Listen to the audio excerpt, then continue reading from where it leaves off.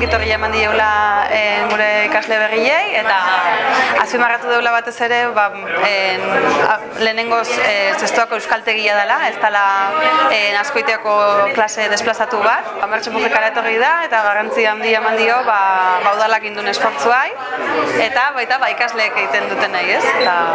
Eta gustora gaudela, pozik gaudela. Pozik gaude, azken finean euskaltegi berri bat, gela berri batzuk inauguratu ditugu gaurko egunean, eta urteetako lan baten ondorioa izan da, elkarlanean udalarekin ari gara urteetan, eta elkarlanen horren ondorio bat izan da, sinatu dugun hitzarmena eta akordioa, eta horrek ahalbideratzen da, holako lokal txukun batzuk izatea, eta horrela gainera eskaintza hobeago izango da. Aste honetan hasi geha autoikaskuntzako klaseekin. Autoikaskuntzako ikasle egiten dutena da etxean lana egin, eta hona etortzen dira tutoretza bat eta mintze saio batera. Eta bihar hasiko dira aurrez aurreko klaseak. Hemen bertan egingo dute daien lana, 8 orduz hastian, egunean 2 ordu, eta hemendik eta ekainea, espero deu pixka bat eskalduntzia. Gaur inaugurazioa izan da, eta bihar hasiko geha klaseak ematen, eta urten zehar, espero deu klase presentzialetan, teoria pixkat, gramatika pixkat, eta denetik pixkat, baina gero kaleare baita ikutu nahi deu.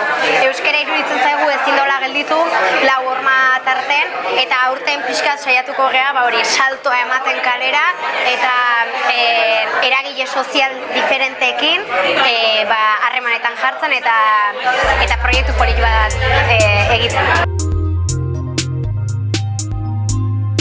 Gustatuko ditzaigukena da, herritarrekin harreman hori sortzia, ikasle hauek behaien eskalduntze prozesu hortan aurre egin dezaten, pixka bat identifikatzea zeintzuk dian ikasleak eta zeintzuk behar duten laguntza hori, behaiei euskeraz egiten saiatzeko behintzat eta laguntzeko. Nahi donak animatzeko euskara ikastea, eta gure ikasle dien horikin ebaita laguntzeko, eta beraiei behintzat lehenengo hitza edo jakin ezkero gure ikasleak direla euskeraz hitz egiteko.